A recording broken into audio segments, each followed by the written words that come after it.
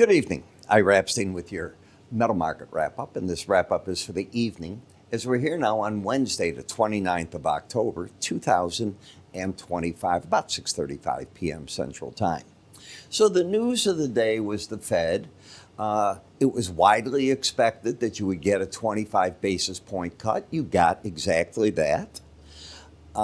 I did not think the market, in fact, I think the market's reacting very wrong to some of the things. Number one, you didn't expect, I pray, that the Fed chair was going to come out and say, yes, I'm guaranteeing you that in December we're going to make another rate cut. He said, rather, everybody's divided. Divided's an interesting part, too. You had two members that weren't in favor of this 25 points. That's all. You had Marin that was going 50 and Schmidt that didn't want to change at all. That, to me, is still the vast majority looking at it.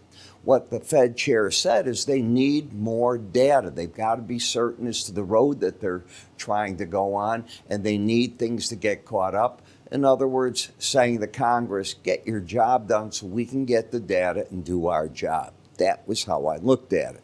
But the market is looking at it and saying, well, you're disappointing me. We're down in the stock market. You didn't tell me that we're not getting another December cut. Nonsense. In the metal markets, simply put, you've had that monster run up. It's now time to consolidate. And that means whipsaws back and forth for quite a while. Not a day, not a week, for a longer time frame. Could be into the year end. Dollar took a look at what the Fed said, and it rallied 60 points, pushing most of the currencies down. But now you've got to get into the yin-yang. What does that mean? When the Fed chair starts speaking at 1:30 p.m. Central Time, what time is that in Asia? What time is it in Europe? By the time it goes around the globe and people wake up and they start trading again, we'll get a reaction in the morning that then you can trade with. What other events happening? Well, in just a matter of hours now, Presidents Trump and Xi meet. Xi put his hand out in friendship. He bought 3 cargoes of soybeans. The president was going to talk to him about it. He doesn't have to talk to him. They bought the 3 cargoes. They have bought none so far this year.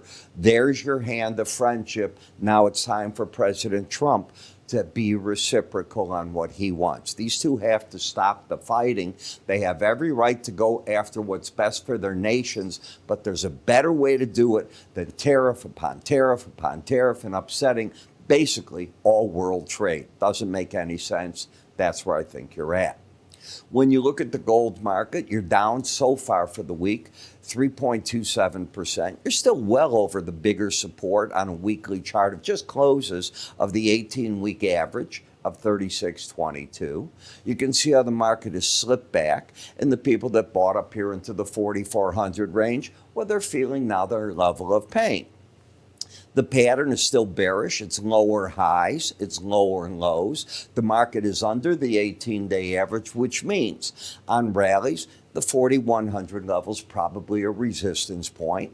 Where's the support? Well, you've got lower averages down here at 36.22 and 3,400, but where's the Bollinger Band?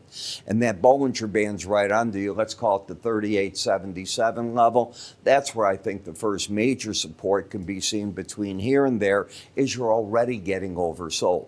Has anybody resolved spending? No. Has anybody resolved Congress getting back open? No. So nothing has changed. The inflation problems are there, and the Fed said as much. It said, you're not down to where you're at. The Fed chair made it clear. He said, hey, if it weren't for tariffs, we'd probably be a lot closer to the 2% tariff, but 2% target rather, but you have the tariffs, and the tariffs aren't going away under the Trump administration, so that's what you have to deal with. When we look at the gold-silver ratio, you had that one run-up. Now you're going the other way. Not to be a surprise there.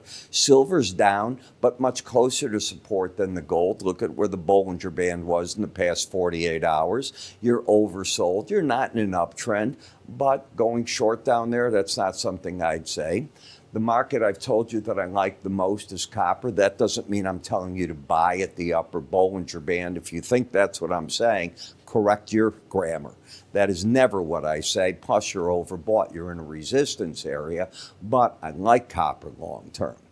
Platinum, higher highs, lower lows, not much going there. And as you could see, the dollar was quiet as can be until at 1:30, you got the Fed chair speaking.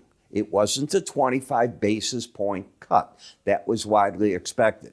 It was what he said, that December is not a given by any stretch of the imagination, and that got the dollar into a bid and dropped the other currencies. You could be going back up here to 99.29. We'll see. Where's all that debasing that you heard? You remember down here, the dollar's no good, everybody's dumping the dollar? We have quickly gone from 96, you're almost back up to the 9,900 level. So if you want to play with what those people all say, terrific. Chart. Charts tell you what to do, and I'm going to repeat. You don't go through these reports. If in futures especially, I'm not talking stocks and ETFs where a different leverage is at work, but when you got 90% leverage, anything can happen when you get these type of reports. Remember to keep up with us by going to iraepstein.com. You can go to the research area there. You can see the icons up here to take you where you need be. There are no major reports out tomorrow because what we normally get, we can't get with Congress closed.